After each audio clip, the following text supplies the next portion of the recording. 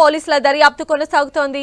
ప్రధాన నిందితుడైన మాజీ ఎమ్మెల్యే షకీల్ కొడుకు సోహెల్ దుబాయ్ వెళ్లినట్లు పోలీసులు గుర్తించారు. అతడిపైన లుకౌట్ నోటీసులు జారీ చేశారు.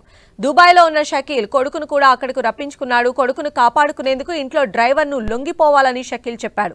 దీంతో డ్రైవర్ అబ్దుల్ ఆసిఫ్ పోలీస్ స్టేషన్లో లొంగిపోయాడు. పంజాగుట్ట పోలీసులు అబ్దుల్ ఆసిఫ్ను అరెస్ట్ చేసి రిమాండ్కు పంపారు. ఈ నెల 23వ తేదీ అర్ధరాత్రి సోహెల్ కారుతో ప్రజాభవన్ దగ్గర బ్యారికేడ్లను ఢీకొట్టాడు. సోహెల్ను పోలీసులు అరెస్ట్ చేసి తీసుకెళ్లారు. డ్రంక్ అండ్ డ్రైవ్ కు తీసుకువెళుతూ ఉండగా పోలీసుల కళ్లు గప్పి సోహెల్ పరారయ్యాడని చెప్పారు. కొడుకును తప్పించేందుకు షకీల్ ప్రయత్నించాడని ఆరోపణలు వినిపిస్తున్నాయి.